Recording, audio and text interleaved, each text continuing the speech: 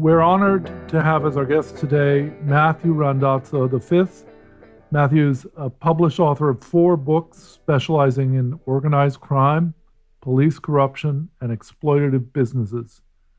He's been published by Corriere della Sera, the New York Daily News, the Seattle Times, the Washingtonian, the Stranger, Crosscut, and many others, and has appeared as an expert on AE First 48, which I really like, by the way. It shows you there's nothing very glamorous about murder.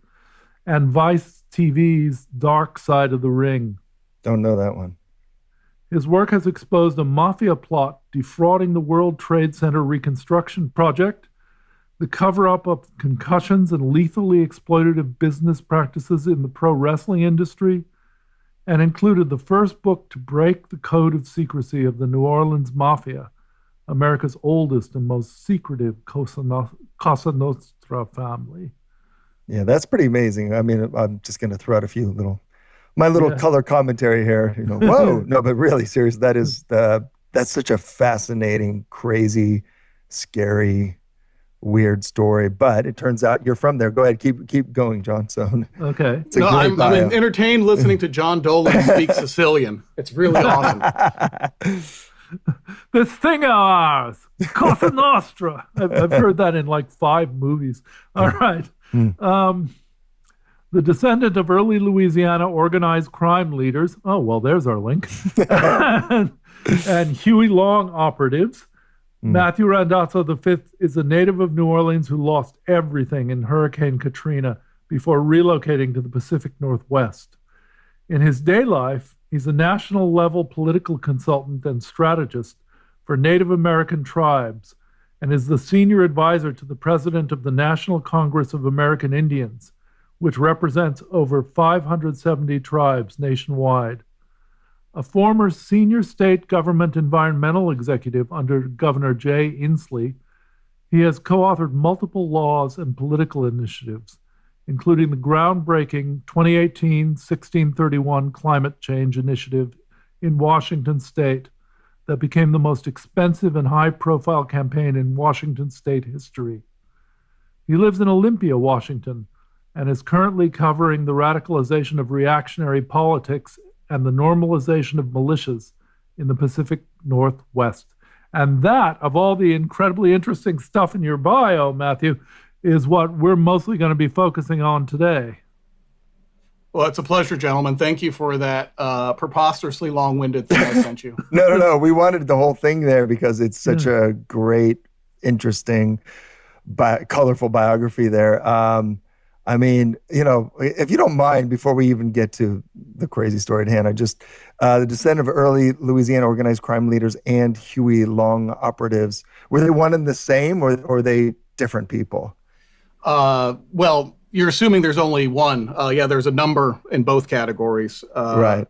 So I'm Matthew Randazzo V, but if you actually look at my genealogy, I'm actually Matthew VII. They just took the ones that were killed by the Mafia out of the count.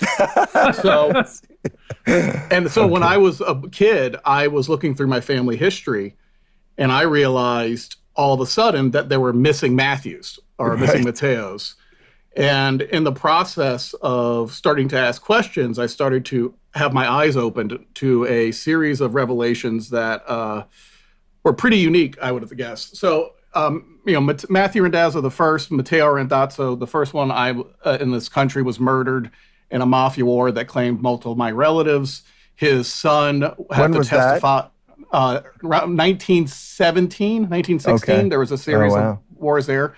Right. Then his son had to go in front of the United States Senate with Huey Long for buying the 1932 Senate election in Louisiana and was involved with Carlos Marcello up until the 1970s. Very famous name, that guy. Yeah, and I grew up, both my parents are well-connected folks in different ways. And so I grew up around a lot of the remnants of people who had been around, let me put it that way. And so as I got older, I had always been allergic to writing about, to be frank, the mob, the Mafia, Cosa Nostra, partially because as a Sicilian, right when The Sopranos came out, it was it seemed gauche to me. Right. But then when Hurricane Katrina happened, when I finally got back into town, it was 6 weeks before we could get back in. We lost everything. And one of the first people to contact me was this guy named Frenchy Brouillette, who ran the vice rackets for the New Orleans Mafia for Carlos Marcello for decades.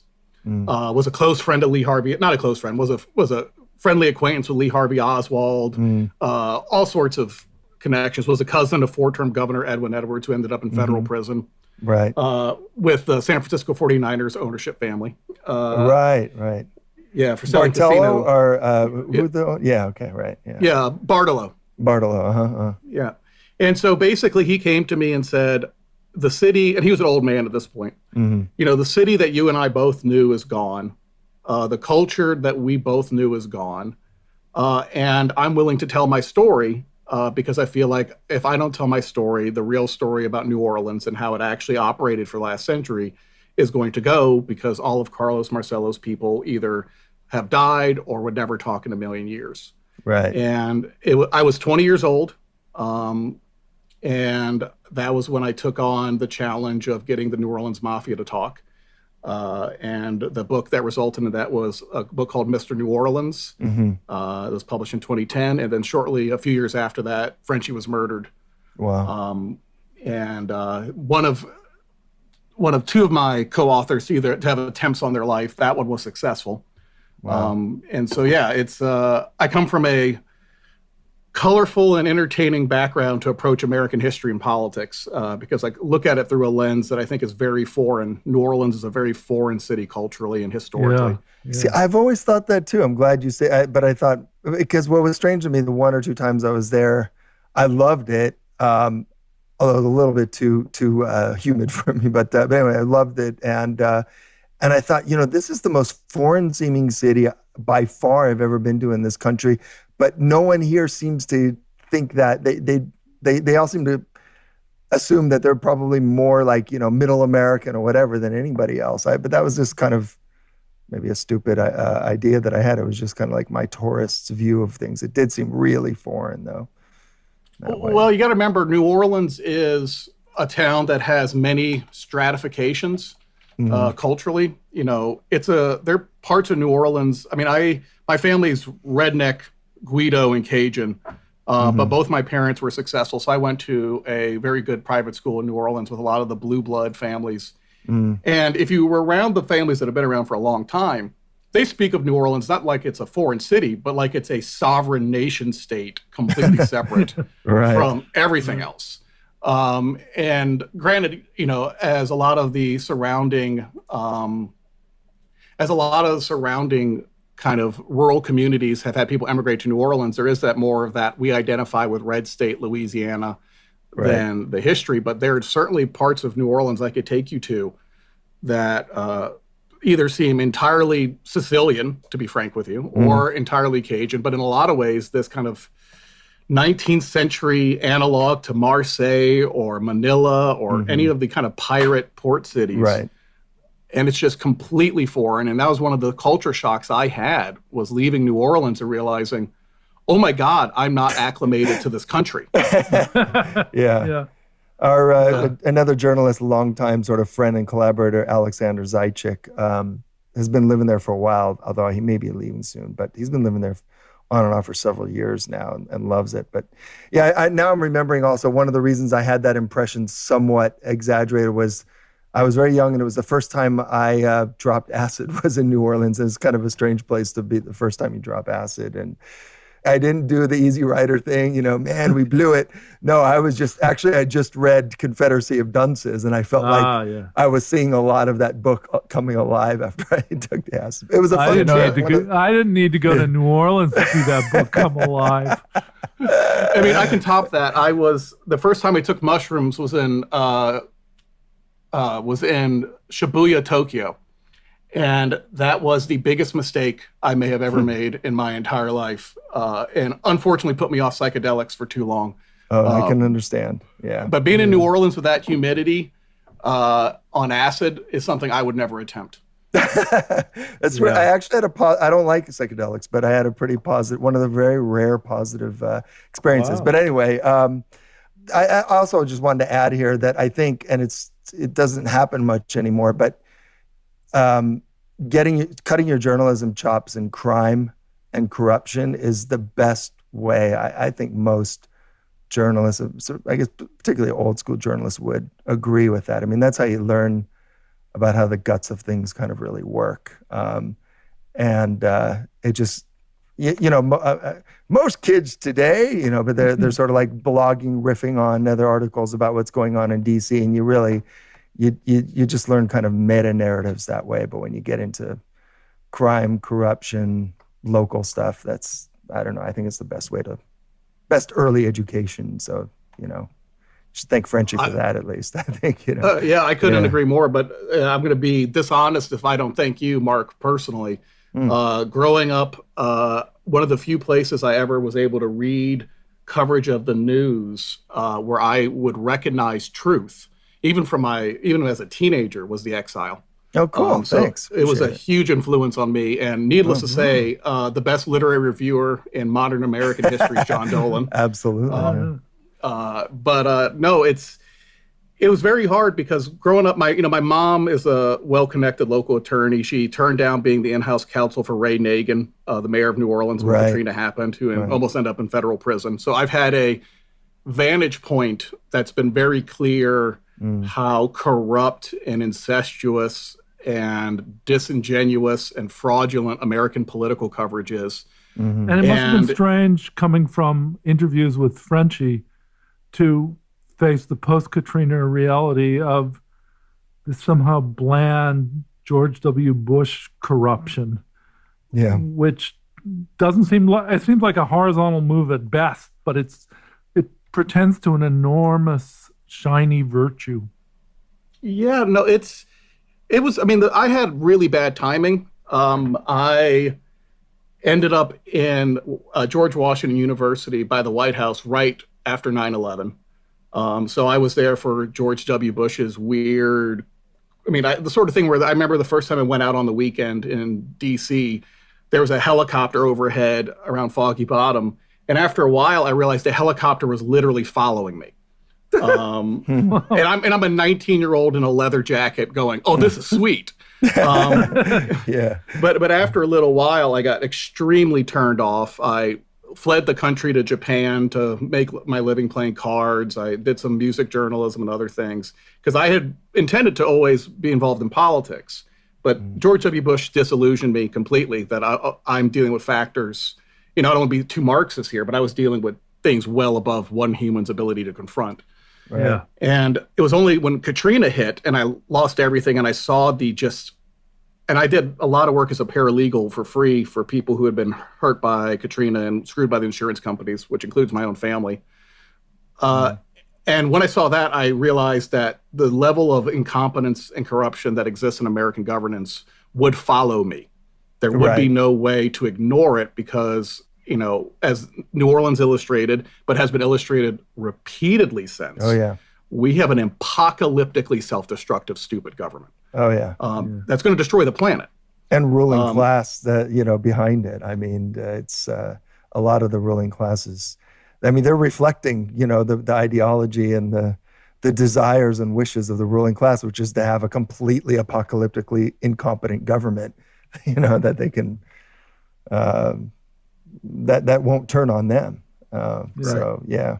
So then you moved to the Northwest and you got heavily engaged politically, it seems like. And that's how you came across the theme of right-wing militias and what do they call themselves otherwise? Patriot groups or Patriot movement, 3%ers.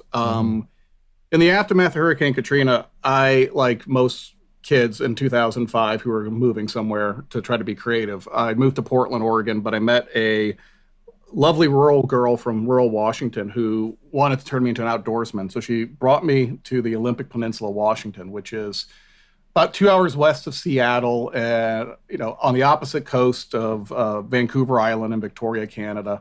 And to be explicit, it's just the most beautiful place I've ever seen on Earth. Just absolute physical majesty, incredible pristine rainforest, the Olympic Mountains, whales everywhere, bald eagles. I mean, it's just a paradise.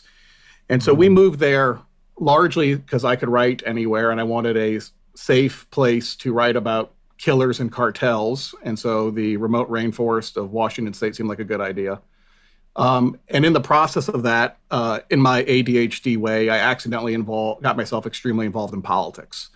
And within 2 years, I went from helping a friend win a state representative race to helping 2 friends win state representative races to ending up electing a friend of mine to Congress. And by 2013, I was the senior advisor to the Commissioner of Public Lands, statewide elected office in Washington State, overseeing environmental policy. So in the process of trying to write a couple books about the mob and pro wrestling, I ended up becoming a government executive that rose through the political ranks in rural Washington, which, unawares at the time, gave me a front row seat to see the extreme radicalization of the right wing in rural Pacific Northwest in a way that I never would have imagined, and that also has become a global news story in ways I never could have imagined. Matt Shea, for example, though he's not from the Olympic Peninsula, has said enough incredible things and done enough bizarre fascist things that he's on most people's radar. But I think beyond that, we don't really know much about these movements. Yeah. Well, guys, I can tell you my very first experience as a state executive, and when I woke up to the reality that I was dealing with a political culture that on its surface was people call the Pacific Northwest state governments, very progressive, which is, comparatively true to Louisiana. But in general, it's a Clintonian neoliberal sort of governance. There's a reason all the oligarchs in our country like Seattle. Right. It's not by accident. They're not stupid. So I was prepared for a certain level of political give and take. But my first meeting, I was going to speak with a state legislator on a proposed land conservation purchase in his district. And I walked into his office, a little tiny cubbyhole, and he basically, to be very frank, looked like, Rasputin if he'd been born in the sticks in central Washington. Long beard, intense eyes, wraith thin, this really unnervingly intense guy. And I sat down and I introduced myself, and the literal first words out of his mouth were, "Randazzo, is that Jewish?" Whoa. And I go, well, hold on. First off, that indicates a real lack of awareness. When you have two Z's and an O that end a name, usually it is not Hebrew. Right. I know. Well, the second question he asked me was, have I ever worked for... Well, I actually do have Sephardic DNA, but I didn't want to tell him that. He's Rasputin, man. He knows everything, So. Well, his second question was, have I ever worked for the United Nations? And I said, no. And his third question was I coming after the gold in the public land purchase that we were trying to make? Wow. And so in short order, I'd been asked if I was a Jew, if I worked for the United Nations, and if I was after his gold. Wow. So this was an elected official. The United Nations, that would have blacklisted you. They would have been over right there, right? Right. Well, part of the world government plot. I mean, Well, the scary thing is, being a Sicilian, I have a innate genetic love of pinky rings and jewelry. And so he looked at my hand, and I was wearing my grandfather's big, chunky gold pinky ring, and he's just staring at it. Like I had come into his office with evidence of a crime, and he had been quick enough to pick up on it. And so I was flabbergasted, to be honest with you. And once again, we're in the Washington State Capitol, the legislative building. This is crazy. The only thing else he could have done is feel the top of your head for horns or something. This is nuts. Well, he could have asked if I was circumcised, but pull down your pants. So I tried to make light of it, and he became extremely offended. He got offended. I love it. Right, That's so typical. And so the rest of the legislative... Oh, exactly. And so the rest of the legislative session, he came up with an excuse to harass me on a dispute of a couple $100 over a water well in Bickleton, Washington. Wow. And I was like, where's Bickleton, Washington? And I looked it up, and it has a population of 88 people out of his district. But I thought the number 88 was fitting, given the neo-Nazi conversation I just had. Yeah. So I went to talk to my boss, who was a statewide elected official, this brilliant molecular biologist and cattle rancher by the name of Peter Goldmark. And I was going to go tell him how startled I was by the extremism of the conversation I just had. Mm-hmm. And midway through the conversation, I realized who I was talking to, because Peter's family history is really illustrative of the Pacific Northwest. Political climate. His dad had been a state legislator who had come from New York. They had been New Deal Democrats. He had been related to Supreme Court Justice Frankfurter, to give you an idea of like their family.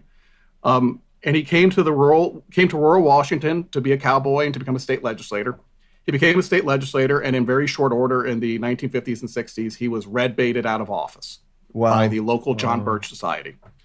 Then in the 80s, when Peter's brother Charles was a major Democratic operative and attorney in Seattle, on Christmas Eve, Peter's brother, his sister-in-law, and his two nephews were all murdered at their house by a political reactionary who had heard of the earlier red baiting slur on the family from the decades before and came up with a convoluted plan to murder the family on Christmas Eve to send a message to the communists. Wow. So I'm talking about this conversation that I had making me feel uncomfortable to a guy who had literally lost 4 family members to a political assassination when I was a kid, and whose dad had his career ruined by right-wing, reactionary, paranoid, John Birch Society style political extremism. Yeah. And so I had a sudden realization that I was dealing with a very bizarre political environment where, there hasn't been a Republican governor in Washington State for 40 years. It is the Seattle West Side, Puget Sound vote is determinative in state elections. But on the right wing of the rural eastern and western part of the state, the political tendencies tend to not Trumpist kind of reactionary politics, but much more that Old West, John Birch Society, paranoid about the United Nations, very malicious style. Yeah. Right. Very xenophobic. Jade Helm, the UN, which is the most toothless organization in the world, I know, is about to come in and stage a military takeover of America. I mean, Catherine and I went to Stevens County because I used to have a float house in British Columbia, and I was looking for a place where we could get 20 acres and a basic house pretty cheap. So we ended up in Stevens County in eastern Washington. And even though it was beautiful, we gave up on that idea very, very quickly. I've never been so scared in my life, and we've been some places, but I've never been so scared in my life as when checking out a tiny town a little to the east of Stevens County in Pend County called Medline Falls. I don't think I would go back to Medline Falls for anything. I've never been subject to so much open, hostile surveillance. And then when we tried spending a night at the cabin we were thinking of buying in Stevens County, north of Colville, the neighbors were shooting all night long, as close to the property line as they could. And we went back to the hotel, and the guy at the hotel was wearing a Northeast Washington Sharpshooters Association and came to the desk sullenly and looked at us like I could pick you off easy. That was enough Stevens County for us. Yeah, no, you guys were target practice from the second you showed up. Yeah. Definitely next time, if you want to move to the Pacific Northwest, John, you have a friend to call. I would have advised against that move. And in case you're wondering, I also suggest not moving to rural Louisiana or central Alabama. There are a lot of places, Camden, New Jersey. But, well, I mean, the funny thing, John, is the story you just told is basically identical to the story that got me started on this particular kick a month ago. So I'll tell you from the start because it's really illustrative. So one morning I checked Facebook because it's the first thing I check in the morning, because if you're involved in rural politics or tribal politics, it is an absolutely priceless source of intelligence. A lot of the real communication politically that happens in the rural Pacific Northwest, where also a lot of the tribal reservations are, happens on Facebook. And so I got linked to a friend of mine to a thread about in the town of Forks, Washington, on the Facebook group for the town of Forks, Washington, that he said, "Oh my God, Matthew, you have to see this." And so just to set the scene, Forks, Washington is as isolated a town in the United States as you can get in the lower 48. It's deep in the rainforest of the Olympic Peninsula. The closest town of any import is an hour plus away. There's a Native American reservation to the west, but it is a small community of a couple thousand that had survived for a century as a logging town because it's surrounded by the wood basket of the world. The Olympic Peninsula is the best ground in America to grow trees.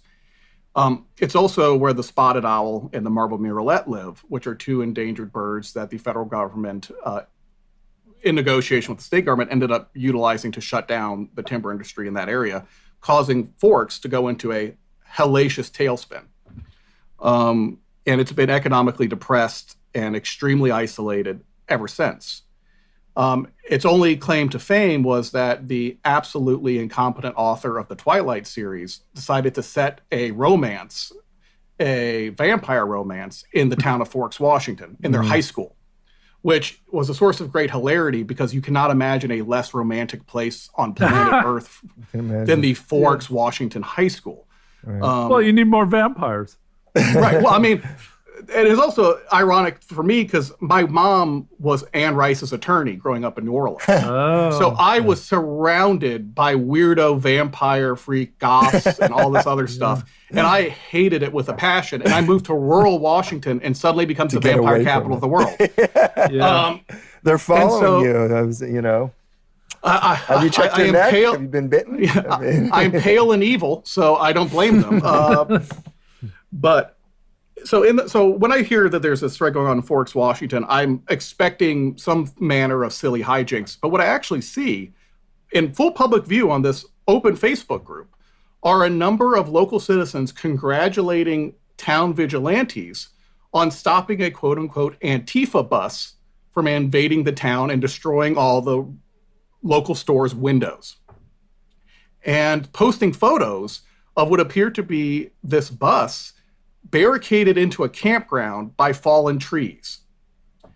And so within seconds of this happening, I immediately realized, first off, this is a preposterous bullshit story as far as an Antifa bus coming to Forks, Washington. Yeah.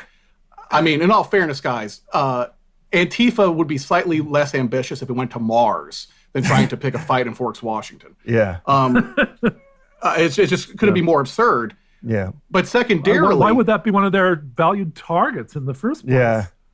Well, it's because it's all American, John. To the locals, if you're going to come and show the real America, what the communist New World Order feels about you, you go to Forks. Right. But the second thing that I realized, instantaneously, being a crime historian, was holy shit, there have been a bunch of felonies that have just been committed that people are bragging about on Facebook and posting photos of. And it's going to be milliseconds after they realize this wasn't an Antifa invasion before all of this is deleted and covered up. Right. And I've had experience. I was a former chairman of the county Democrats in that area, and I'd also been a wildlife rehabber and land conservation executive in that area. So I'd worked in Forks, and I knew very well, if you want to get to know a town like Forks, go try to raise money for a land conservation project as an out-of-towner with an East Coast, or what they perceive to be an East Coast accent. I learned really quick. And so I did what any, older millennial would do, and I started screen capturing the hell out of Facebook. Mm-hmm. And I went to my really small Twitter account that I basically used to talk to 2 or 3 friends. And I just posted it up there to go, hey, look what's happening in Forks, Washington. These doofuses did something to some innocent crew that they thought was an Antifa invasion. This was all going to be covered up. Now, what I didn't expect to happen was that thread on Twitter became viral globally. And in addition to that, the cover-up that happened in Forks started so quickly that I was the only source for the original info. So suddenly, all these people in Forks who had been quietly watching this reached out to me and started leaking aggressively all this new information about this case because they were terrified to come out themselves. Yeah. And Yeah, suddenly a I small realized town this was like that with a bunch of people with guns. I mean, yeah, you would be. Oh, I mean, well, to be clear, the mayor's son and multiple city council people were involved in this incident. Oh, Wow. Okay. So that's how explicitly this is a town where you do not want to talk. Right. And as you go through the story, you'll hear more about this. So what I've quickly learned the case was this wasn't an Antifa invasion bus. This was a homeless multiracial family that went camping in the town of Twilight because the Native American grandmother liked the book series. And so they came into the Olympic Peninsula, a Native American grandmother, a black adult male, a white adult female, and a minor female child to Forks to go camping in the bus that they had retrofitted to be their new home because they didn't have a place to live. Right. And they were immediately followed, stopped at the general store, interrogated by a crew of 20 or so armed men. Jesus. And then when they were told on no uncertain terms, are you Antifa? Are you coming to break up our town windows? Are you coming to harass us? Now, granted, I want to be clear. This is a grandmother, an adult, 2 adults, and a child. And they're like, we're not Antifa. We're going camping. Right. They left the parking lot, and then multiple vehicles, and this is on video, follow them out of the parking lot. So the vehicles follow them to their campground. Once they camp, they get out chainsaws, cut down the trees on the one way out of the campground, and then start shooting guns in the air around the campground. Wow. Yeah, that sounds familiar. And so to be very explicit, this is a prelude to a lynching. If you are absolutely. In any situation. And these are folks who had never been to the area and are, to be, as imagined, scared shitless. Yes. Absolutely scared for their lives. Yeah. And so long story short, they panic, they try to leave, they can't. Some local teenagers, they call every law enforcement they can imagine, tribal police, local police. Eventually some local teenagers with chainsaws, this is a logging town, cut the tree so they can escape. And where was the local law enforcement agencies? Yeah, well, why didn't they come? Well, they came when they were called to the site of the campground by the family. But to be clear, everyone in town knew what was happening prior to that, and they did not show up. So they appeared to have allowed the local vigilantes to handle things themselves. And so as the family left town and left the peninsula, they were also accosted on the highway outside of Shelton, Washington, where they were boxed in on the highway by slow-moving cars. Wow. And what appeared to be allegedly an unrelated incident. So this family was absolutely terrorized. Yeah. And so when I saw the story, I started digging, and the next thing that occurred that was shared with me, that this really originated with a report from allegedly from a gun dealer in Sequim, Washington, which is about an hour and a half away, a wealthier retirement community patroned by a lot of LAPD officers from Southern California.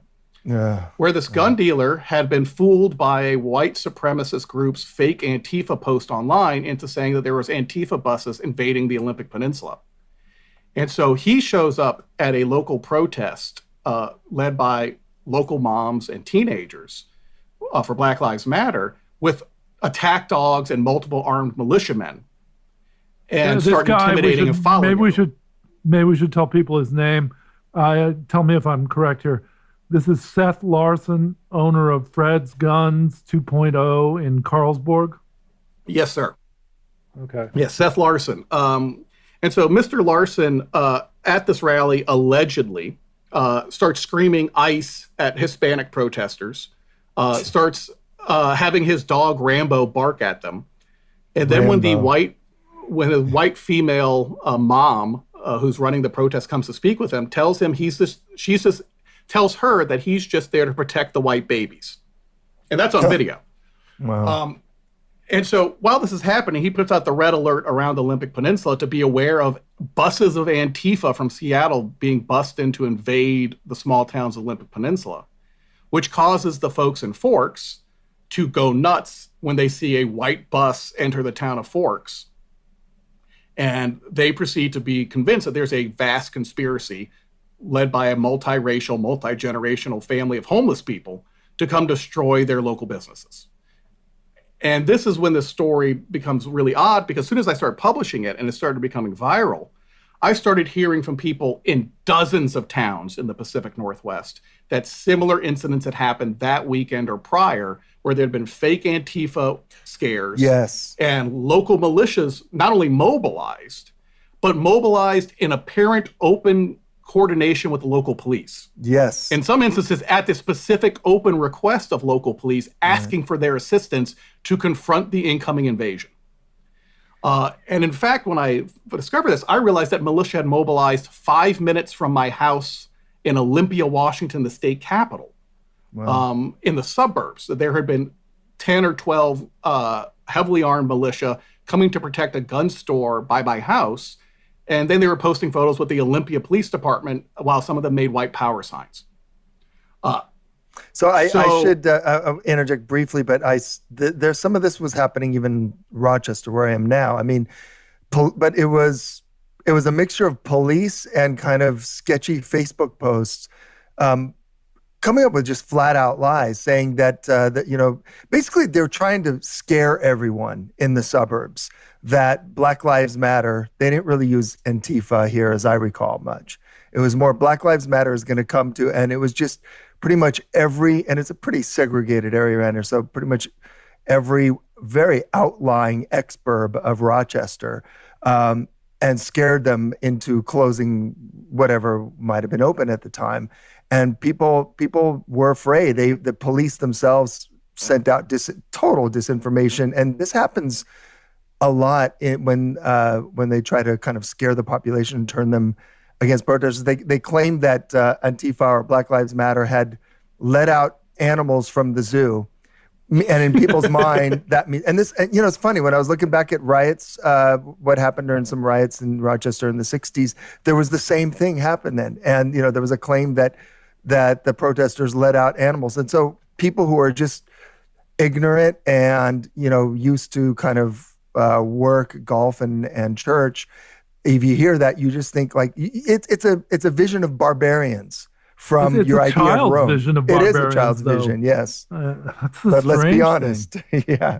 And this was, and of course, none of it was true whatsoever. I mean, it was. But I noticed it just seemed to be happening. In fact, that was how I first then, I think, came across one of your tweets about this, and I thought, whoa, this is like a similar playbook, and it's happening all over the country. And it kind of makes sense from the law enforcement propaganda point of view. I mean, they're going to try and scare people into law enforcement. So when people get scared, they tend to fall back on wanting security and law enforcement. So, yeah. I can take this further back. In 1987, I flew to Colorado Springs, and the driver who could have passed for Tim McVeigh in a bad light, said, "Where are you flying in from?" And I said, "San Francisco." And then this very ominous silence dropped on the taxi. And after about 2 minutes, which is a long time of silence, he said, "We don't want your kind around here." Whoa, actually use that. It's like, what movies have you been watching, buddy? Yeah. You need a new scriptwriter. Jeez. Yeah, it was quite an unpleasant ride. But that was 87, so. I mean, you can look at parallels to this going back, obviously, throughout American history. I mean, there is the paranoid streak in American political life has been a constant. Going back to the Whiskey Rebellion. I mean, they were lynching Sicilians from light poles in New Orleans over, the Dago panic of the 1890s. But what got me was the just spectacular gullibility of these people, where you had these pockets of extremely paranoid, and from my experience, if I'm taking a shot in the dark, chemically cranked up individuals having these masturbatory fantasies of getting to shoot Black Lives Matter protesters and riling each other up, and then just completely freaking out and spazzing. But the second thing that shocked me was I had the same initial response as you, Mark. Oh, this is local PD, inflaming tensions, getting the suburbanites and rural folks to cling to the Blue Lives Matter movement. But when I started talking to rural law enforcement, what I realized is no. Local law enforcement was absolutely equally gullible and legitimately scared shitless. Wow. And there's a great story from Coos Bay, Oregon, which the Curry County Sheriff John Ward literally put on Facebook the following message. There are 3 buses full of Antifa coming. Wow. They left less than 45 minutes ago. They are headed to Coos Bay, and we will need help. They are ready for a fight. What? Wow. I mean, that could have easily led to that whole bus being shot up like... Well, luckily there was no buses. Well, there was nothing. I'm saying the family's outfitted, but yeah, I get what you're saying. Although it could have been any bus would come through and they would have shot it up, right? Yeah. And here's the thing that got me is when he was interviewed afterwards, his quote is so embarrassing and humiliating, it has to be honest. He said, I would expect if, his department was confronted by 3 busloads of Antifas, which, by the way, whenever I, start a band in my 40s, 3 busloads of Antifas is an ideal name. Yeah, it is. And they started throwing rocks and bottles and pushing toward us. We're going to get our ass kicked. Wow. And hand it to How? us. If you've all got AR-15s. I know. But hold on. Unless they are armed citizens are going to step in and help us out. So you have a local sheriff, which, by the way, the local militarized sheriffs in the Pacific Northwest have some real ordnance, who are admitting in print that 3 busloads of millennial or Zoomer protesters were going to come kick the shit out of them on their turf unless the militia with can't their help them. Wooden shields and their symbolic clubs. And their helmets, I know. That's but you're right. I mean, the idea that they're just cynically okay, let's pull out the playbook. Okay, no, I mean, they don't have to not believe it. Like, it makes sense that they believe it, and that they believe their own crazy fantasies. Okay, that does make a lot more sense. Like they work. Everybody works themselves into a froth of fear, and the whole Antifa paranoia. I forgot how long that seems to go back quite a while. Much more in the Northwest than a lot of other places. There seem to be a lot more Nazis, first of all, than way more in that little enclave, sort of from Oregon and Washington State than pretty much the rest of the country. And so Antifa's, so they actually have to deal with Antifa, though the Nazis do. And then you have sort of, a few degrees from that. So a few degrees from a degree from Nazis are these patriot people, or maybe one and the same, I don't know. And then a degree from that are the cops. But like we were reading Matt Shea's, some background on Matt Shea again, this crazy who Christian, I personally know, which is always surreal. I'd like to hear about this. Yeah, he's is he as crazy as he sounds up close? Now that he's retiring from the state legislature, I can say yes. Wow. Yeah. Just for people who don't know, he's a legislator in the Washington state government, state legislature, and he's a straight up Christian fascist. I don't know how else to put it, but that's a pretty big thing in this country. It's grown a lot, especially over the last few decades. I think he represents Stevens County, in fact, or some place mighty close to it. Yeah, he's in that area, John. Mm-hmm. And he's been sort of yammering about Antifa and the need to sort of crush Antifa for years now. So I don't know. Tell me though. I'm just throwing out this stuff, but the Antifa boogeyman fear. How worked up are these people about that? Well, I think to be very clear, I think there's going to be bloodshed. They're very, very amped up and they're very serious. But to go back to your previous point, the neo-Nazi movement and the Antifa movement have been in conflict in the Northwest for decades. Mm-hmm. Maybe not under those identical terms, but it has a longer history than anywhere else for 2 reasons.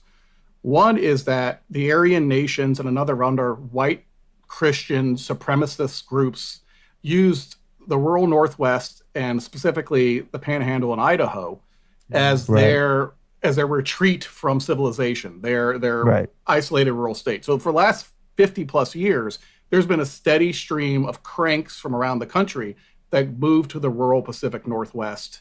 And there are a whole tissue of this tapestry, this shitty tapestry of weird evangelical crank churches and like pseudo Wiccan, Viking, pagan movements, every imaginable sort of militia that are all kind of tied together in that area. And the order and all that. I mean, this goes back at least to the 80s, right? Or maybe even before. Oh, no, it goes back 70s at least. Right. But then on the other side, you have, because of Portland and Seattle, we had the WTO riots in Seattle in 1999, which are, if you want to know where we first saw that mass militarized police presence of peaceful protesters just beating the crap out of people and tear gassing them, it was there. Yep. And so you've had these two really sincere movements. I mean, the left-wing Antifa folks in the Northwest are not fucking around. They mean it. And you have the right-wing militia and neo-Nazis and those folks, and they are not fucking around, and they mean it. Mm-hmm. So you've had this friction there for a while. What is different now is that you're explicitly seeing local governments and sheriffs pick a side, and the side they're picking is the fascists. Mm-hmm. Yeah. For example, you talk about Seth Larson and Sequim. I used to live in Sequim. I elected the state legislators that represent Sequim. I, very, very, very close to that community. And it wasn't until I responded to this gun dealer situation that I realized that Sequim's mayor, unbeknownst to me, was a QAnon believer. I mean, openly on Facebook, explicitly, a QAnon believer. And the city government then responded by basically thanking the armed, concerned citizens for mobilizing to protect their community and, gently chastising people for spreading rumors, but, acknowledging that if, a bunch of outside invaders had come to mess up town, that was a perfectly appropriate response. Mm-hmm. And that brings me to something I wanted to ask you about. I'm looking at the Peninsula, and that's Olympic Peninsula Daily News from June 6th. Mm-hmm. And they're reacting to this story about this family being terrorized when they went camping. And the only mention of law enforcement I can find is the Clallam County Sheriff's Office is investigating the incident and is seeking information regarding those involved. Have you heard anything more about that? Is anybody going to get charged for this? So to be clear, I've known the Clallam County Sheriff personally for over a decade. He is politically opposite of me. He is far, far right-wing, but he's so far right-wing that he ends up taking interesting positions. He has protested ICE being in Clallam County and tried to get them kicked out. He would refuse to arrest marijuana offenders for years. So he's kind of an interesting cat. Very intelligent ex-military guy. And so I immediately could talk to law enforcement. And the reality was largely, and I say this without any criticism implied to people who are trying to solve this case, I think largely the pressure to solve it came with the fact that I put global news on the story. I think this would have been very easily covered up if I hadn't shined that light. And because of that pressure, I can say explicitly the sheriff of Clallam County wants to solve this case. I am highly convinced of that. The problem is the literal entire town of Forks refuses to cooperate. Now, I want to repeat what I just said. There is not a single cooperating witness of a situation that had, as far as we can tell, at least 3 dozen participants. And then when you look on Facebook, you had dozens and dozens and dozens of people commenting on it with apparent inside knowledge. And not a single human being has come forward to inform on who cut down those trees and shot the guns at the campground. But that is just mind-boggling. As someone who's broken the code of secrecy of the oldest mafia family in the United States, this is remarkable. I can't stress to you how mind-bending this is to me. But in addition to that, you had the situation where, though I think they're trying to solve the case, the Clallam County Sheriff's Department also concluded that the act of following this bus the bus started getting followed actually in Sequim, Washington. It was followed down the highway. A group stopped and confronted the family at the local general store, then followed them out of town to the campground with visible arms in their vehicle in a caravan. And that act is not criminal harassment or stalking. Wow. It's not? No. Well, I mean, I've said, and once again, I've said to the sheriff himself personally, I go, Bill, You're telling me if I had three carloads full of Antifa leftists, Exactly. Three cars with the hammer and the sickle flag in the window and black bloc clothing, and they followed you for 2 hours across the county back and forth in a caravan, you would say that's not criminal harassment or stalking of you?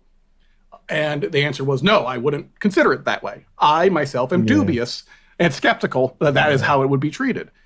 But they zeroed in and called the FBI and the ATF in on that specific incident at the campground, because that's clearly a crime. You can't cut down trees on federal land, barricade someone into a campground, and then shoot guns in the air to terrorize them. That's clearly felonious. And with federal law enforcement's help, they have, to this day, not have a single cooperated witness, and they've had to come to me to prepare a reward. So I'm in the process right now of setting up a reward for an informant, as they are now subpoenaing Facebook records and cell phone records to try to get some sort of physical evidence beyond the fact that people bragged about it online, and the fact that a city councilman went to the Forks City Council and said, yeah, I was there, and then refused to tell cops who he saw. Well, this will be an interesting test when there's a reward of whether this is real ideological commitment or just trying to save your own skin. Yeah, fear. I think it's fear. Yeah, I would think so. I think it's explicitly fear. These people sound very amped up, and it sounds logical to be afraid, I think. Well, I can tell you I've been involved in one other law enforcement issue in Forks, and it's illustrative. So when I was in the peninsula and a young man, I was a wildlife rehabber volunteer. So we would take in everything from baby hummingbirds to bald eagles and mountain lions if they were injured or harmed in the wild, rehab them and put them back in the wild. But in the town of Beaver, there was an individual that was literally shooting bald eagles just for fun. And so we got a bald eagle that was shot. And my wife and I and the executive director of the wildlife rehab had to literally operate on it with a vet in an emergency to save its life. So I can't tell you how bizarre and just scary it is to be like holding a bald eagle's talons while someone cuts it open. I mean, it was a terrifyingly scary incident. And then when we went to Forks, and when we got national news coverage of it. When we went to Forks to try to get people to talk, everyone would quietly admit, oh yeah, that, to be lack of a better term, heavily armed, methed out cracker is the guy shooting bald eagles, but none of us are going to say shit. Because if we say shit, they're going to be burning our lawn, they're going to be shooting outside of our house, and that guy got away with it. He had federal U.S. Fish and Wildlife that couldn't get anyone to talk. So I was familiar with this, but I figured on something of this scale, where you had nurses at the hospital laughing on Facebook, comparing it to The Purge, that someone would talk, but no one has talked. So after it became clear no one would inform on this case, one of the things that also became clear to me was that I was a problem for the people who did it. Local press was covering it, but not incessantly. The social media platforms had largely been shut down and overwhelmed. And so I kept just picking at the scab because it just pissed me off. And not just because I know the town and I know some of the people, but it pissed me off because we were seeing the normalization of vigilante groups taking a physical action against leftists with cops. And if this wasn't immediately turned into a source of ridicule and shame, we were turning it to Weimar Germany. We were going right down the road of Mussolini and the brown shirts and the black shirts. We were in deep shit. And so I had an intense focus on, I was not going to let this fucking case disappear. And so as I did that, I became the target of just the best grade A conspiracy theory that, being isolated in the rainforest on amphetamines can produce. So amphetamines are pretty common there. Is that part of this story? Clallam County has one of the highest rates of both amphetamine and opiate use in the Northwest. It was the place famously that a few years back where a guy got cranked up and stole an excavator and just started demolishing a suburban neighborhood. And so, I mean, it's part of the culture, very, very much so. Right. And, I'm the sort of person who has seen enough that I could tell when someone's on large amounts of amphetamines. And very quickly I started getting the accusations.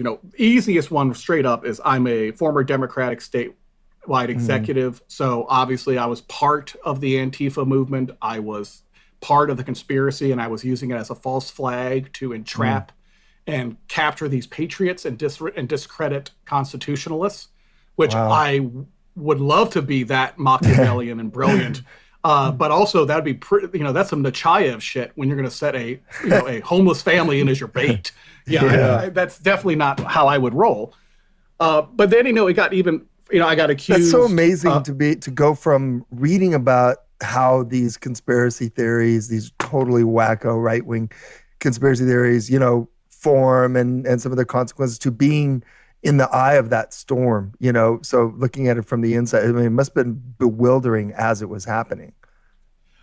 If I hadn't been involved in politics in this area, it would have been more bewildering. Okay, but I guess the other thing is I wrote a book about pro wrestling that violently alienated pro wrestling hardcore fans. Right. About the Chris Benoit murder-suicide. And in that instance, I had people saying I was working with every evil pro wrestler that ever existed to frame this innocent wrestler for murdering his family. And so I had been on the receiving end of crazy conspiracy shit for a decade because of that weird little subculture. So I had an immediate thing to compare it to. And also I pissed off some Italians in certain neighborhoods in Bay Ridge, Brooklyn, for example. And so I've been on receiving end of some threats before. Okay. But what got me was how funny and absurd the threats of these conspiracies were. First was, the Antifa false flag entrapment theory. Then it was, they saw me talking with John on Facebook about something and started Googling John. So then I was working for Putin with you guys. Which is funny because usually it's the mainstream liberal kind of media says that who accuse the right wing of being, and even our intelligence agencies sometimes say, it's the American right wing is completely under the thrall of Putin. I mean, these guys in other people's minds are the ones who are being controlled by Putin, but they're now saying you're under control by Putin, or you're being used or something by Putin, right? Yeah, well, these are guys that never progressed past, the fall of the Berlin Wall. Okay, a lot of these folks are the same people who still have that, are not sure that, there's that famous Simpsons scene where suddenly it turns out the USSR never ended and was all a big ploy and all the tanks show up out of the blue. They're not convinced that isn't the truth. But you guys remember, how conspiratorial do you have to be to put the name John Dolan into Google and come back immediately Putin agent? First of all, he would never know who I am. No one near him would know who I am. I'm not big enough for that by any means, and wouldn't like. Of course, you would say that. Yeah, exactly. Of course, you would say that. Right. Okay. Yeah. And so it became, and then there was a story that they actually described it as a jihad against the town of Forks because I tried to help their dog sanctuary a decade ago, and the dog sanctuary got shut down, and I was mad about it. Just these preposterous things. Shut the dog sanctuary down. God. Well, the dog sanctuary got overwhelmed, had too many dogs, and then there was some volunteers that started posting photos from it, and the animal rights folks got involved, and it became a big mob, an internet mob thing where you have a dog sanctuary owner going, "I'm overwhelmed. I need money and food." And people are going, "You're overwhelmed. You need money and food. Fuck you, dog abuser." It's like, It's like, okay. Not a lot of hope out there. It was a grim experience. And so right away I realized, okay, I'm going to be a target on this. But then when I started looking at some of the Facebook posts of the people making these accusations, they were saying right up to the line of, "Let me call the police. You just threatened to murder me." Right up to the line. And granted, as I said, they had militia mobilized on that exact same day, 5 minutes from my house in suburban Olympia, the state capital. Right. And so I suddenly had to go into context. Well, I found that video of the guy saying, "I feel threatened," as he puffs out his chest and makes fists and advances on the old lady he's about to give a good beat down to. I found that remarkably precise as a summary of the American mood right now. Mm-hmm. John, absolutely.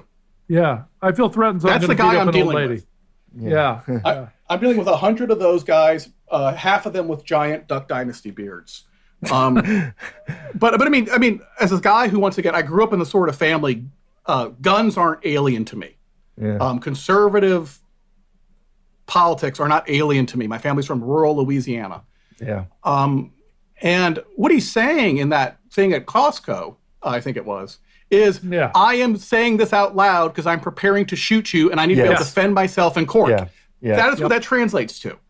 Yep. And the fact that he was on video and he's still so deranged and entitled that he thinks that will hold up is an indication of just how unself-aware, how gullible, how used to getting their way these folks are. Yeah. And it's a scary situation because, now granted, I have a lifetime of putting myself in incredibly impulsive risk. I know there's some folks on the phone who can identify with that. And so I am used to this, and so I'm not worried. I'm not staying up all night. But there is a reality that I have to talk with about my wife is I'm reporting on crazy, conspiratorial, paranoid fuckheads who are heavily armed and have a history of violence. Yeah. And we have to take precautions because of that. Absolutely. Now, granted, my wife my version is of this. I'm sorry. My version of this is to be out of damaged childhood and so on, to stir up this shit, create dangers that were completely unnecessary, and not be as cool about it as you are, but be absolutely at the peak of paranoia and fear all the time, hiding when the coast is kind of clear, doing it again. So I admire Mark, how you do you this. and I have extremely parallel personalities in that way. The only difference is I worked, unlike some other folks on the phone, marijuana actually works for me. Okay. But also, Napoleon would say. Man, I used to read, John, your crusading language, and I was like, man, his just biochemistry it's not there for him. Yeah. But the other thing is, I'm in multi-years of therapy thanks to my damaged childhood, so I have some ability to manage it. But no, I'm exactly the guy that goes, I'm going to retreat to my little writer castle. I'm going to work on my political issues. I'm going to focus on my job and my family. Then some shit happens that pisses me off, and then I am on crusade because I do not have it in me to restrain myself. Yeah. And so this has just been a whirlwind 6 weeks. I never intended to be covering any of this, but I was the only one covering it to the extent that, I'm being interviewed by French and Japanese and UK media because they're watching this and they're startled. But in the United States, you're seeing coverage largely from places like Vice or Wired or places online. You're not seeing, I haven't got a call from the New York Times or Washington Post. That's remarkable. And that's the thing that really concerns me is we have a mass movement of dozens of examples across dozens of states of militia groups mobilizing at a drop of a hat in concert with local law enforcement, and no one seems to be concerned about that on a national level. Yeah. And let's say we have a real incident. Let's say there is a terrorist attack, whether it's a false flag or what. If there had been a terrorist attack in the Chaz in Seattle, someone had blown up a car. Are you telling me these guys wouldn't freak out and shoot somebody at the drop of a hat? Yeah. I know they would. And so I'm trying to sound the alarm because I feel like we are so obviously on the 1920s Weimar and Italian trajectory. It couldn't be more obvious. Yeah. And I was trained and raised as a historian, and I feel like you have to talk about this because it's so easy to dismiss and discredit these idiots. But the Nazis were ridiculous too. Yeah. Mussolini was preposterous too. Right. They were cranks and weirdos and dorks too, until they got enough power that they just started getting away with everything. And right now we're already at the point where there is no accountability. I remember this from Berkeley in the 1980s. Other people laughed at them. And the reason I didn't want to laugh at them too much is I thought they were pitiable. And we were both, I thought it was unsporting, you know? And we were both wildly wrong. Yeah. It's like these pitiable little critters devoured us alive. Yeah. And nobody saw it. And also, I've gotten too used to, I've gotten too used to sort of hearing these guys blustering for years now about their second civil war. I mean, at least since the 90s, you've been hearing this crap and going out and doing these cosplaying, militia group gun games and so on. And not that those haven't turned violent in some way, but it never sort of spilled over to something bigger that people were, had been afraid of. But that doesn't mean it won't happen now. I mean, you've had since then now 3 decades of worsening inequality, worsening governance.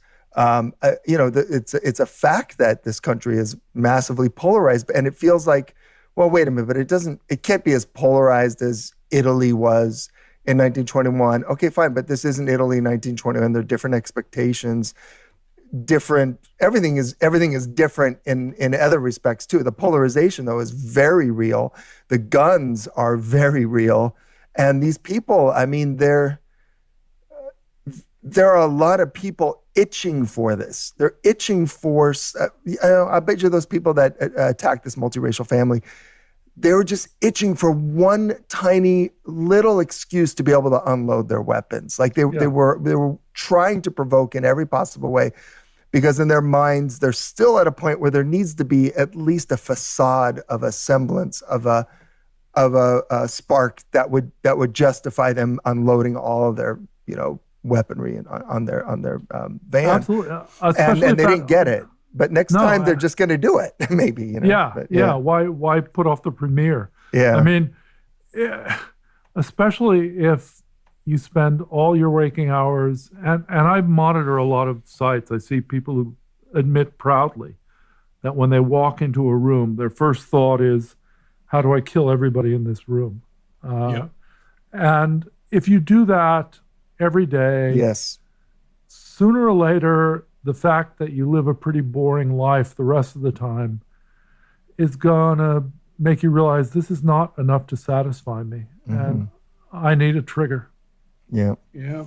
And with the pandemic and with the politics and the pandemic as well, is kind of like, we're going to have a lot of different outbreaks, social outbreaks that are not expected because the rest of the society is so fucked up. I mean, everything you're describing here, and I think it's much more in the Northwest. I could be wrong, but if it's going to happen in a more of a 1920s style, violence and lynchings, more open lynchings with, the mayor's son and that kind of stuff. I mean, it sounds like it's going to happen there first, at least. Yeah, Mark, I agree. I think the Pacific Northwest is likely to be the tinder that strikes us off. There are 2 things that I was sent that make me believe that outside of my own experience. One was the response of the local Forks Facebook group when the first warning of the incoming Antifa invasion was made. So this was prior to anything actually happening. The overwhelming response from the local town was Antifa's coming, and their immediate response was, fuck yes, get your guns. We've been waiting for this. Right. One guy after another going, oh, they picked the wrong town, motherfucker. We're ready. Finally, and then also, it's on. Yeah. Finally, thank you. Yeah. But likewise, one Karen after another, egging them on. As I said, one of them specifically calling for the quote-unquote purge. Wow. And really explicit. So they were geared up from the start. They see Black Lives Matter, Antifa, the immediate response is get your guns. And then they turn out in force, 2 dozen individuals at this parking lot waiting for them. This isn't one guy. This is multiple dozens of people. I mean, is there anything specific about the purge as a term? They were referring to a movie. Yeah. Oh. I'm not a fan of the Purge movies. I haven't seen them more specifically, but it's basically a dystopian franchise about mob violence and civilians killing people. I have seen them, and it's sort of like a vague idea that could have been good if it was done totally differently. But the idea is basically this dystopian future, where you have massive inequality and there are the haves and the have-nots, and once a year, in order to allow the commoners who have lost out massively and can't do anything anymore, to unleash their sort of the masses' need for mob violence, because masses of people are such violent barbarians. They have one night from sundown to sunup to be able to do anything they want to anybody they want, and it's like a sort of almost religious right in this future society. And wouldn't you get stuck on the street on that very night? Exactly. Yeah. Saturnalia. Right. Yeah, like a lot of dystopian things, it has its roots in things the Spartans did. Was it the Cryptia, the night they would murder slaves every year, just for fun? But that was, the bloodthirstiness and the immediacy of it. Once again, nothing had happened. Just a report that protesters were coming. But also, I got sent screen captures of the mayor's son in previous months admitting that he followed outsider vehicles in the area and stopped them and threatened them and told them to get the fuck out. And he would then take photos. He did this He did at least twice prior. At least twice. And he posted it with photos himself. I have license plates, and one of them has a prominent Bernie Sanders sticker on it, so it wasn't shocking how he knew they weren't from Forks. Right. And not only did he post it on Facebook, no one pushes back, and there are a lot of laughing, smiley face responses. Right. Wow. This is something that they were prepared for. This is something that is an alien. There is no local pushback. It's part of the culture. And so I think that's one of the reasons this will be the place where it kicks off. But I think the other reason is, and now let me get my left-wing hat on, is that there is a kernel of a true point that these folks have, that globalism and federal policy on forest policy specifically has legitimately depressed and destroyed these people's community. And they legitimately do not have representation. They legitimately don't understand how things happened. I can say this as a unique position of being a former owl rehabber in the area, that, they went from a prosperous but isolated but very prosperous town full of middle class or better jobs in the forest products industry. And then when the spotted owl regulations from the federal government hit, they went to being an extremely depressed town that you couldn't keep any teenager in unless they had no other options. You went from being well off to being miserably depressed basically instantly. And the reason they were given is absurd on its face to them. And that is, we're going to protect the spotted owl. Now, the problem is, if you know anything about the forests of the Olympic Peninsula, and no matter what else, people in Forks know about the forests of the Olympic Peninsula, you know that not only are there no more spotted owls left outside of one or two, but that there are thousands of barred owls that have immigrated into the area that are bigger, stronger, smarter, fuck more, eat more things than spotted owls. And right, there's you see not them a on the fucking... way. I've been in the Olympic Peninsula, and you see them on the way because they're very bold about roosting in trees in the middle of the day. They're the spotted owl. If the spotted owl was, a terminator predator, they're closely enough related that they interbreed. Right. And so there is no rational way that you're going to put spotted owls back in a habitat where a infinitely better prepared owl has taken its space. Right.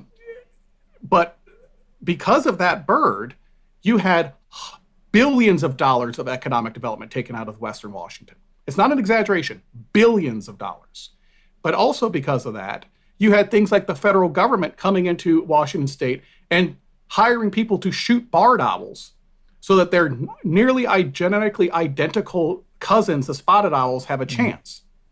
And so how can you take neoliberal environmentalism seriously when they say, no, we destroyed your town to protect owls, and now we have feds shooting owls in your town? Yeah. Makes no sense. Yeah. And so they're abandoned. I mean, they are abandoned by sort of the elites of society on basically both sides of the aisle. I mean, it's kind of like what happened with farmers in the 80s when suddenly they started gravitating towards real kind of like LaRouchian extremism and neo-Nazi stuff, and when they were devastated by globalism also and sort of government policies. Yeah, it makes and at the same time, you had the timber industry that used to be family operated companies. Weyerhaeuser's a family company, Green Crow is a family company, Port Blakely's a family company. So you had these multi-generation family companies that, for better or worse, took pretty good care of their employees. And over the last 20 years, the timber industry has become an international commodities market, largely controlled by out-of-country investors who utilize it as a property investment to basically say, we're going to buy up a bunch of timber ground. It's long-term revenue-producing investment. And if we're lucky, we get to clear-cut it and develop it into real estate. Mm-hmm. And so because of that, all of the business practices from the global corporate commodities world have come into the timber industry. So now the union-style jobs are leaving. People are being shipped in from out of country, another state, to take in the jobs that usually were handed down grandpa to son to grandchild. And so you see the corporate world basically giving them the shaft as well at the same time. And the only thing that was left for them was the state government, which managed its forests to produce revenue for those rural areas. And then in the 1990s, the state government made a deal with the federal government to take a lot of their land in the Olympic Peninsula off production as well for the spotted owl. So within a short period of time, you saw the corporate world, the state government, and the federal government completely relentlessly fuck the timber communities of Washington state. And of course, not even offer reach around. No government, no real business programs, no economic development, real investments, no job, no increased social welfare funding, no increased education funding. These people have a legitimate beef that they are disenfranchised, that they are alienated, and no one gives a shit about them. And they were left to suffer and die out in the middle of nowhere with no economic life jacket. And that's true.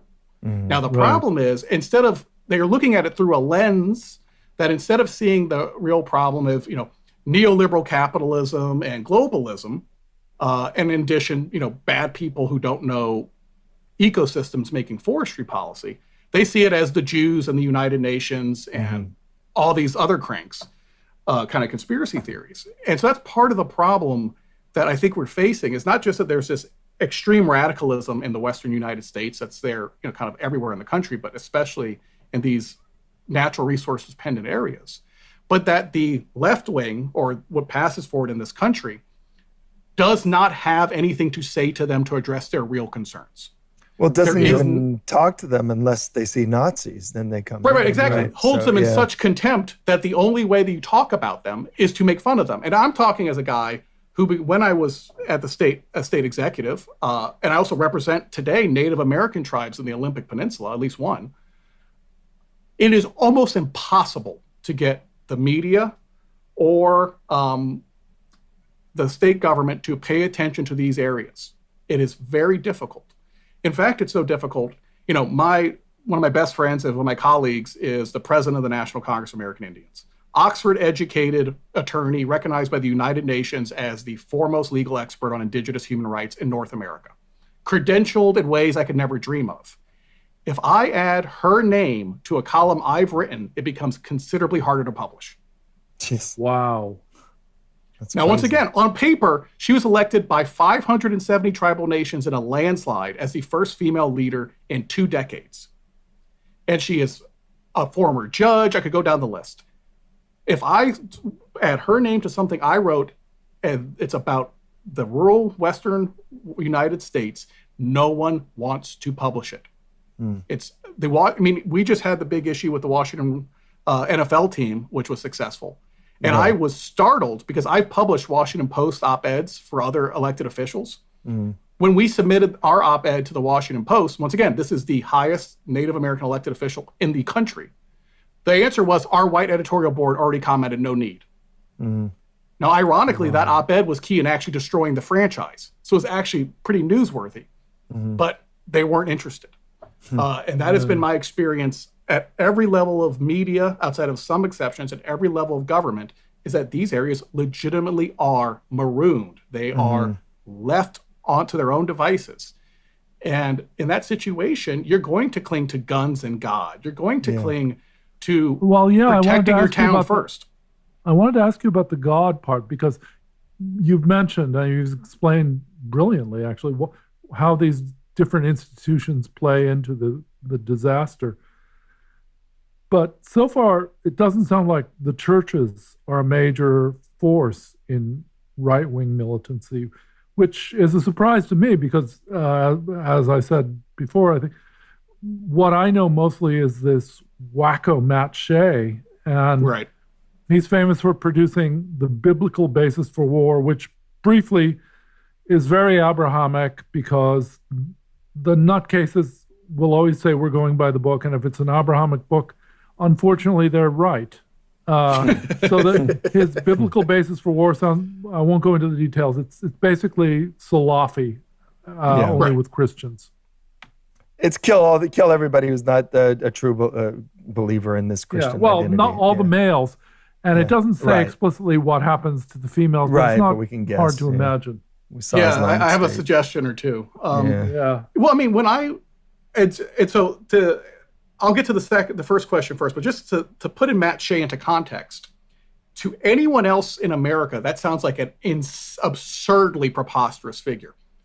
But every year that I've worked in the state legislature, including this year, there's a day when Matt Shea supporters and supporters of similar legislators come to the Capitol armed with assault rifles and take a position in the gallery above the House of Representatives and the state Senate with their assault rifles and make jokes about how the legislators are sitting ducks while the legislators who are sitting down below are scared shitless. Mm-hmm. And this is a common yearly event.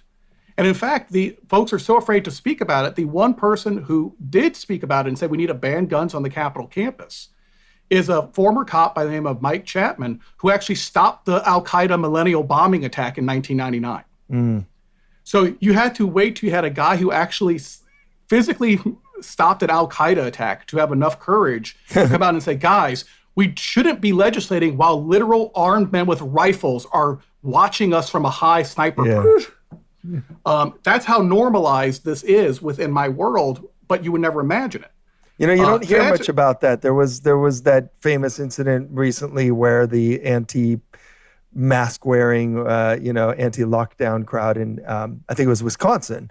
They came to the to the legislature there with their guns and intimidated everyone there. And that was, I think it was Michigan or Wisconsin or maybe both of them. But I have to admit, I didn't know it was that bad in Washington when they made this an annual event.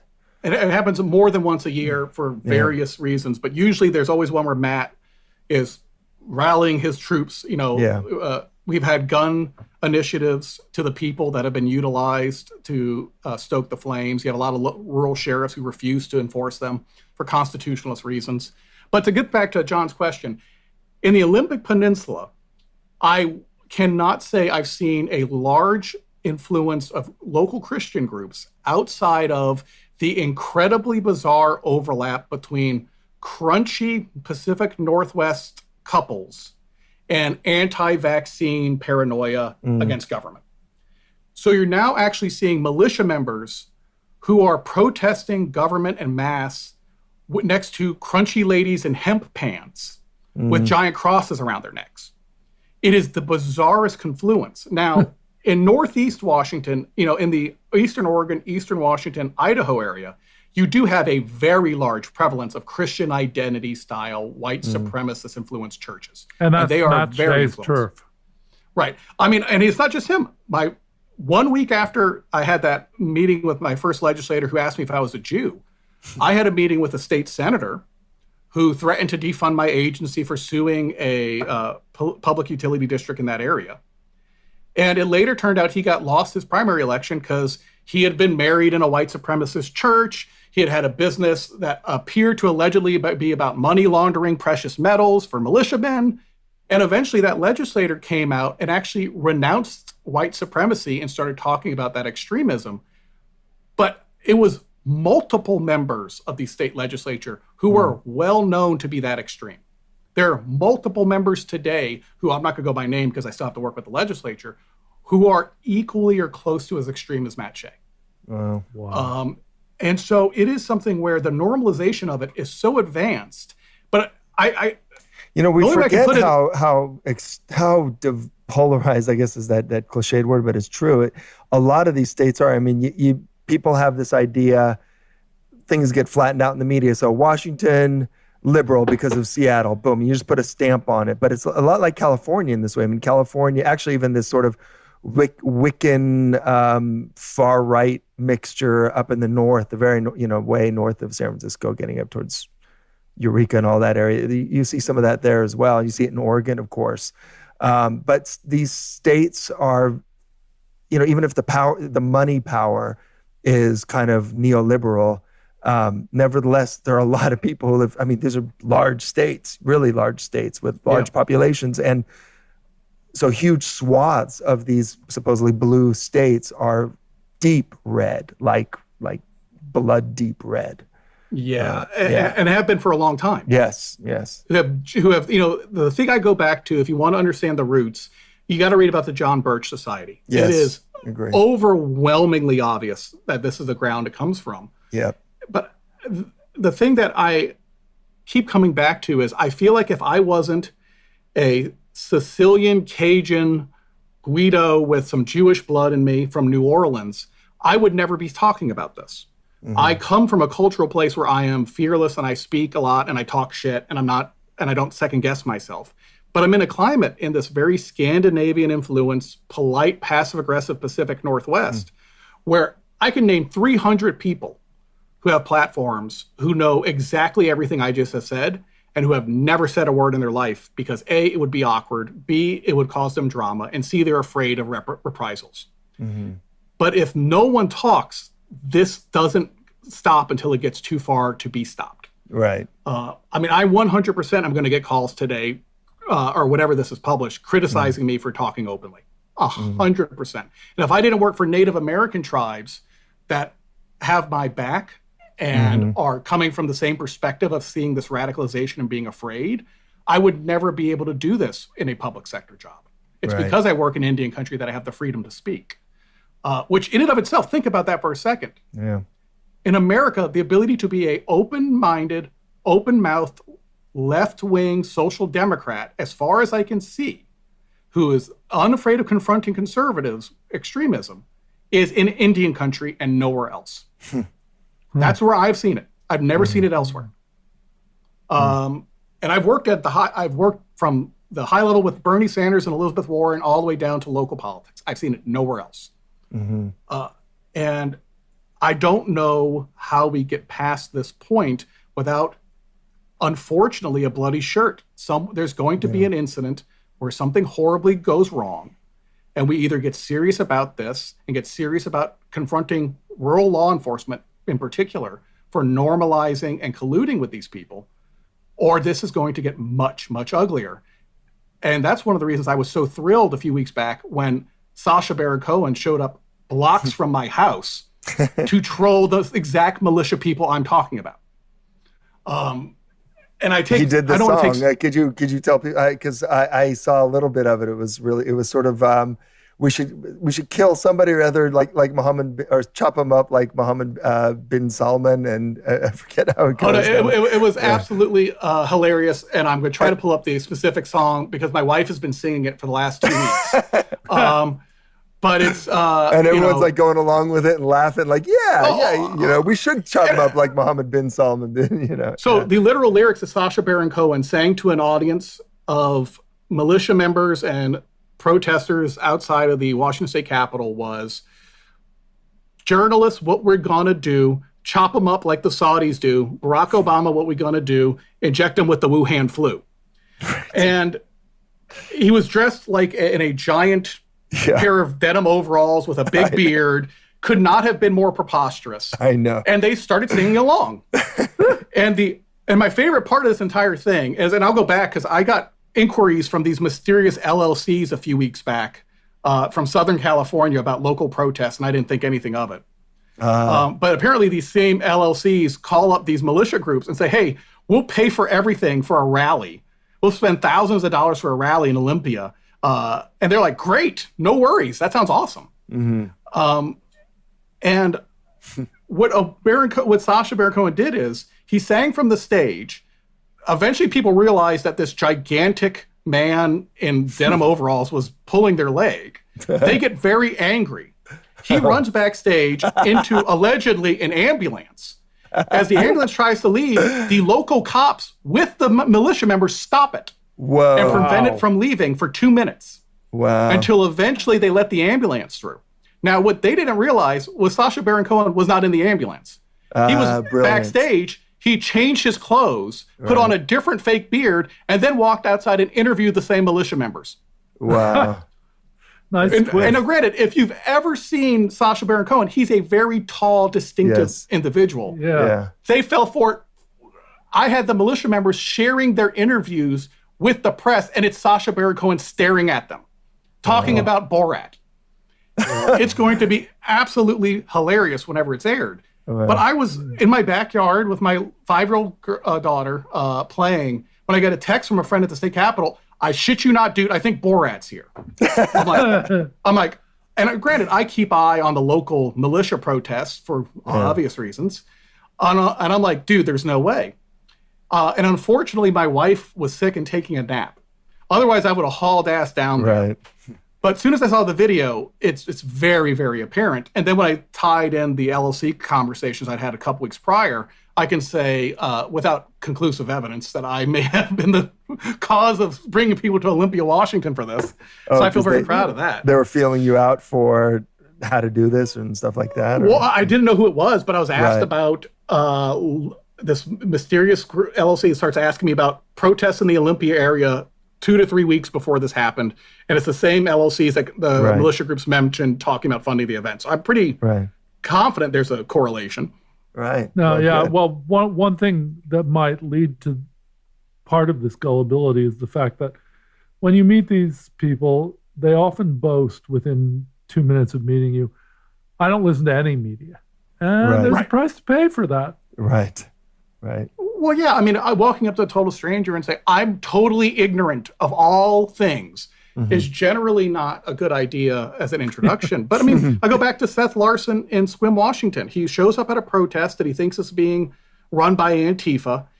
A middle-aged white mother walks up to him, a sweet, cute lady, and the first things out and quickly out of his mouth, his response is, I'm here to protect the white babies. Jeez. Now, if you've been in polite company at any time in the last 30 years, you would know that's a pretty crazy-ass thing to say. Yeah. But clearly they haven't.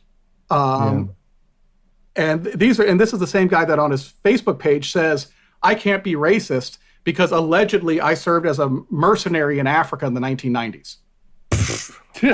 I don't even want, that is a new one. That. Okay. Yeah, I mean, clearly, because white mercenaries in sub-Saharan Africa have a sterling reputation of egalitarianism and multiracial sensitivity. Yeah. Did he say where he was?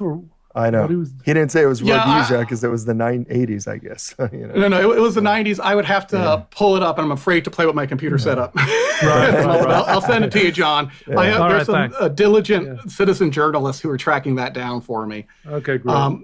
But that's actually one thing I want to talk about that gives me hope. A number of the sources that have approached me who are too afraid to speak openly are conservatives, are gun-owning conservatives. Some of them are former people that have worked at these gun stores and know these people personally, who from years of either being in the military or being a cop or watching Fox News had gotten radicalized. And then when they started hanging out with the real radicals, realized, holy shit, these guys are idiots and crazy. Yeah. And kind of pulled back. And so that's my source of hope, is that the more we talk about this, and I'll be very honest, I'm a big believer in ridicule. Ridicule, satire, and shame. Catholic upbringing all day long. You have to put these people out there as fucking buffoons, as gullible suckers and dorks and douchebags, so that the people around them have a chance to see with your eyes how fucking ridiculous they look. And that's part of the really important message in case there's anybody who has the ear of, say, the New York Times or the Washington Post. Civility is just pure bullshit. I mean, 100%. Well, that's the thing we used to say at the Exile, we don't hit on the shoulder. Yeah. I mean, one of the things that's been so brilliant about working in Native American politics is for the first time I can approach negotiations with the government. And my answer is, you fucked us. You fucked us explicitly, repeatedly, and knowingly. You are doing something you know is wrong, and we're going to hold you up for public ridicule and shame and exposure if you don't stop. And guess what? That works. It works There were very over and recently over and over. Well, and there are recently some really, really surprising, given the way that judges have, courts have been packed with judges who've been groomed like I don't know, like Homunculi? queen bees or something. Yeah, to be as evil, pro-property, right-wing as possible. But there were a couple of rulings that were very positive for the Native American community about pipelines, right? Well, we always get negative on this show, but I do want to talk about something sort of positive that's happened. Well, yeah, and sovereignty, actual sovereignty for real. Right. This is what I work on this is my daily crusade. I came to the conclusion, and once again, I was at a high level in the Washington state government. When Jay Inslee tried to pass his cap and trade program in 2015, I was the prime staff co-author with the legislative co-author. I have operated at that level and tried to pass things the normal way. And I became so disillusioned from that process that I concluded the literal only hope this country has is the legal recognition of tribal sovereignty, because that is the one thing, because of the treaty rights embedded within the hundreds of treaties with Native American tribes in the country, that can successfully kill fossil fuel projects, that can successfully defeat multi-billion-dollar corporations, that can successfully make the federal government bring to heel. And it's not an accident that the person I work with is an Oxford-educated attorney who's 14-0 in federal court. Over and over and over and again, killing coal terminals, killing oil and gas terminals, killing pipeline projects, killing clear-cutting of forests without protections. And so when I found that, oh God, there actually are not only real activism that can happen at a governmental level, but it's happening with money, and it's happening with competence, and it's happening with legal standing in federal court. Because don't forget, people forget about the Native American treaties. There are lots of them, and they supersede all congressional law. They're second only to the United States Constitution. Wow. And so we're beginning to see the last 40 years, it began in Washington state with something called US v. Washington, and a guy named Billy Frank Jr. And I encourage anyone listening to this, if you want to feel inspired for one moment, and trust me, inspiration is a dangerous thing, and I'm not advising you do it often. But if you want to be inspired for one moment, look up the name Billy Frank Jr. Billy Frank was a humble Nisqually Indian fisherman who one day decided that it was not fair that the fishing areas that his tribe had been explicitly promised in treaty were closed off to native fishermen by state fish and wildlife forces. So he did something very brave. He publicly started announcing he was going to go fishing so the cops could come arrest him and kick his ass. And he did it over and over and over and over and over, dozens and dozens of times, with dozens and dozens of allies from tribes around the country. And they eventually got it into federal court. And what happened in that US v. Washington case was that the federal judge, a guy named Judge Bolt, said that the treaties are meaningless if Washington state can abrogate the fishing rights of Native Americans or destroy their habitat. And so what happened is he gave co-ownership of all the fisheries in Washington state, to 50% of it, to Washington's tribes. They had a legal co-management of all the waters in Washington state where they had treaty rights, fishing rights. So suddenly, you couldn't just do whatever you wanted. And there's a reason why you've seen enormous environmental gains, billions of dollars investment in restoration of rivers and nearshore ecosystems since the 1970s, because it became the legal mandate that the state government could not do anything without the tribes signing off on it. And that legal situation exists in most Western states in this country, where there's a legitimate chance you have a federal court precedent that hands over the management of natural resources and ecosystems to tribes with treaty rights. And when that happens, you see what happened at Standing Rock. You see what happened with the Sioux. You kill projects that are impossible to kill congressionally, impossible to kill otherwise. And it's incredible. Let me give you an example. There's an entire episode we could do just on Native American politics, because I'm going to tell you something that just happened, and it is the biggest legal black hole that has ever happened in American jurisprudence. So when the Creek Muskogee Indians were moved from Alabama to eastern Oklahoma, they were promised in treaty the eastern third of Oklahoma. So Tulsa, all that area. They gave up the entire state of Alabama and more to get it. So the state of Alabama would not exist if this treaty hadn't happened. Over time, the federal government and the state government basically fucked off the treaty, stole the land, stole the jurisdiction, mistreated the Indians. There was multiple murders in eastern Oklahoma that Martin Scorsese is making a movie about when they found oil and gas on native lands. Right. And for a time period, this Native American tribe was one of the richest, area codes in the country until they were all harassed and terrorized and robbed.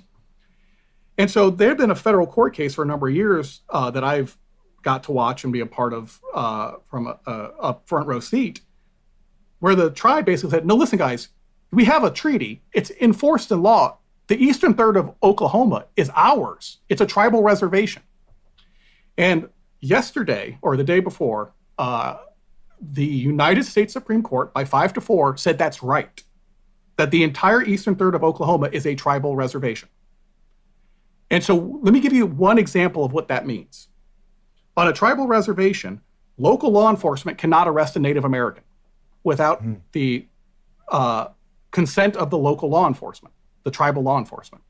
Likewise, tribal law enforcement cannot arrest a non-Native American. They're supposed to engage with the federal government, the FBI, to prosecute and investigate crimes on reservation. So what that has just done means that every local police department in eastern Oklahoma is suddenly in this legal black hole where they theoretically can arrest nobody. They can't arrest the Native Americans. They can't arrest the white folks. And everyone convicted of a case in eastern Oklahoma of last century theoretically has a defense argument to get let out of prison. Right. Or have their cases vacated. When you think of the oil and gas, the $100+ billion that have come out of that south central oil and gas fields in Texas and Oklahoma, theoretically, those tribes are owed a few $1 billion in royalties now. Mm-hmm. And so what you're seeing is precedents like this happening across the country that as they develop, people don't realize are going to completely revolutionize how governance happens in this country if there's a Native American tribe in the area, because the treaties are explicit and they're beginning to be legally enforced because there's no jurisprudence argument to say that they have been eliminated. Yeah, no, you would just have to. I mean, it's a pickle for this country and sort of the ruling class of this country, because you'd have to say, okay, we're no longer, as they like to say, a nation of laws. Rule of law no longer applies. Treaties don't apply. I mean, basically, it would throw their whole system that they rely on completely. They, whatever. They would have to undo everything, and then everything is possible at that point, and it's chaos. And so, by their own sort of faith and belief in how a political system works, there's no way around it. There's no legal argument I can imagine around it. I don't know how they've been getting away with it. I encourage you guys to read the Supreme Court, the arguments on that case, because it is fascinating. It's 5-4. So Kavanaugh writes against the finding, where he basically says, though Congress never passed a law abrogating the treaty, by its actions fucking the Indians, their intent was clear. Okay. Yeah, I guess common law can be interpreted different ways, right? Now, granted, the fact that we fucked you makes it law now. Yeah. Okay. But once again, this isn't common law. This is a treaty between two sovereign nations. Right. And so the response, the majority is written by Neil Gorsuch, the Trump nominee, who responds, we can't assume that illegal activity is a valid repudiation of a treaty. No matter how inconvenient it is, no matter how expensive it is, no matter what we have to do to provide a remedy, we have no choice but to follow the letter of the treaty. And this is not the first time that Neil Gorsuch has come on the side of Native Americans on the Supreme Court. So he is a very fascinating figure, because I know legal experts in Indian country who think he's one of the best judges of any stripe in the country on Native American issues. Wow. And so he's a really idiosyncratic guy. So now might be a good time for me to make an explicit disclaimer that I am speaking on behalf of myself as a private individual and on behalf of no Native American nations or elected officials for anything I've said in this interview. Sure. But my point is that from someone who's been on the inside of government at a high level and failed miserably and succeeded in other instances, there is a legitimate, practical pathway to reforming how this country works on civil rights and on the environment. and it's in Indian country. In 2018, the Native American tribes of the state reacted to the murder of a pregnant woman in Tacoma, a pregnant Native woman. A friend of mine by the name of James Rideout and Chester Earl, her family members, organized tribes statewide and passed a police violence initiative at the ballot box that will hold murderous cops accountable, that will force them to be trained in de-escalation and changes the rules of engagement. So 2 years ago, Native American tribes were able to single-handedly, in concert with their other community color groups, no big institutional support, were able to defeat the cops statewide in Washington state by a huge majority. This is a new statewide law, or this is for the Indian reservation? Statewide law. Okay. Statewide law. Okay. So yeah, no, it doesn't apply to reservations at all. It is explicitly and it got 60% of the vote. Mm-hmm. And so that's an example of there is hope. Now, granted, my message isn't that there's hope the traditional way through Congress. I don't believe there's hope there. Mm-hmm. But I do believe there's hope with this legal strategy of continuously empowering tribal nations so that there is a check on our suicidally oligarchic, neo-capitalist nightmare state that I think is at least worth pursuing. And I say that as someone with 2 small children who feels like I don't have a choice. Yeah. Right. And so I really encourage folks, I'm not pimping a book or anything on today's show. I'm a horrible capitalist. I don't even have a website up right now. If you want to look up my name on Amazon, I recommend starting with Mr. New Orleans. But if you do anything, look up the National Congress of American Indians on Twitter and Facebook. Follow them. If you want to help, contact me. I can tell you direction to help financially. But get engaged, because there are leaders in this country that are pushing for outcomes that are to the left of Bernie Sanders, that have money and constituencies and power. Mm-hmm. And they're should organized, be engaged supporting them. And yeah, they're organized, and they have power in ways that that the Bernie movement doesn't. I mean, this legal ability to affect politics within their territories, which then can affect everybody's lives, I guess, in this country. So yeah, that's great. I got to say, we've grown so used to such depressing, dour endings that we almost expect it and almost want them. And it feels weird to say that this is quite a relief. It's I don't know. It feels. I'm really glad that we have a kind of positive ending to the show, or at least something. This is one of those happy notes that's actually a happy note. Yeah. Yeah, I hate to be the guy with the acoustic guitar in the middle of a Hieronymus Bosch painting. No, you know what? Yeah, exactly. But I set my goal that I'm going to go into the depths of nihilism, and I'm going to plant a little seed of hope. Yeah. Okay. No, I think that's great. I really good luck with that, and that's it's righteous work. We'd be more in favor of that than you might think. Yeah, much more. I know.